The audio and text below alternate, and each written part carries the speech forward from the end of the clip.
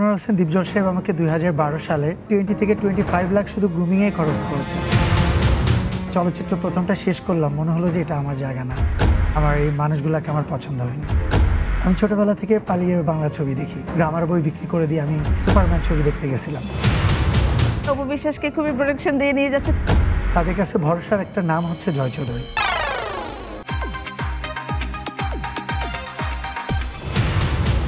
আচ্ছা, আপনার অভিনয় জীবন শুরু কিভাবে হয়েছিল?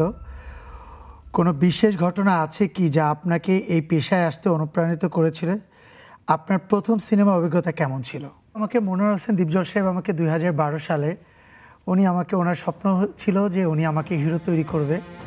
আমাকে 2 বছর গ্রুমিং করিয়েছে ওনার ফুলবাড়িয়াতে।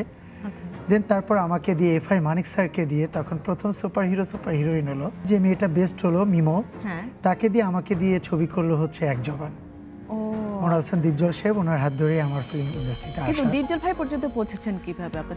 উনি আমার সম্পর্কে চাচু হন, আমার ফ্যামিলি মেম্বার আগে থেকেই। আমি যখন বিবিএ শেষ করব তখন উনি বললো যে তুই আর বাইরে যাওয়ার দরকার নাই, এমবিএ করতে, তোকে আমি হিরো বানাবো।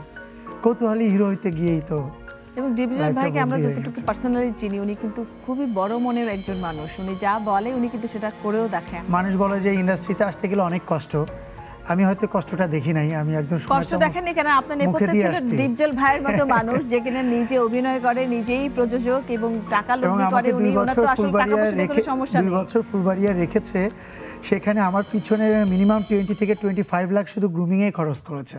3টা টিচার রেখে দিয়েছিল, তারা প্রতি উইকলি তারা পেমেন্ট নিত ওখানে। আচ্ছা, আমাকে নাচ, আমাকে ফাইট, আমাকে অ্যাক্টিং শেখানোর জন্য। তা আমার উপরে ইনভেস্ট করে উনি আমাকে নিয়ে আসছে। আমার মনে হয় এটা আমার মানে অনেক বড় একটা লাকের ব্যাপার।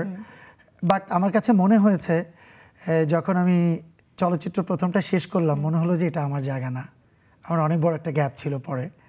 আমার এই মানুষগুলোকে আমার পছন্দ হয়নি, খুব সেলফিশ টাইপের মানুষ মনে হয়েছিল। আর মনে হচ্ছিল ওরা খুব চাটুকারিতা পছন্দ করে। আর এখন কেমন মনে হচ্ছে? এখন তো এটা রক্তে মাংসে মিশে গেছে। আমি দেখলাম যে না, জায়গাটাই এরকম, সবার সঙ্গে সবার মতো করেই মিশতে হবে, চলতে হবে। আমি আমার মতো করে মিশলে হবে না, আমার মতো চিন্তা করলে হবে না। বিষয়টা সেরকম ছিল। আমি ছোটবেলা থেকে পালিয়ে বাংলা ছবি দেখি, এবং বাংলা ছবি দেখার পিছনে আমার অনেক বেশি আগ্রহ। এটার জন্য আমি অনেকবার মার খেয়েছি। আমি ক্লাস 6-এ যখন ভর্তি হয়েছিলাম আমাদের ওখানকার বয়েজ স্কুলে, ওইখানে প্রথম দিন যখন আমি ক্লাস করতে গেছি, প্রথম দিনই ক্লাসে যাওয়ার আগে আমি আমার গ্রামার বই বিক্রি করে দিয়ে আমি সুপারম্যান ছবি দেখতে গেছিলাম। নতুন পর আমাদের ড্যানি ভাই, মানে গ্রামার বই বিক্রি করেছিলাম 265 টাকা ছিল আমার মনে আছে। 265 টাকা গ্রামার বই বিক্রি করেছিলাম আমি 60 টাকায়। 60 টাকা দিয়ে আমি আমার 5 জন, কখনো আমি ছবি একা দেখতাম না, দলবল নিয়ে যেতাম এবং তাদের খরচটাও আমি দিতাম।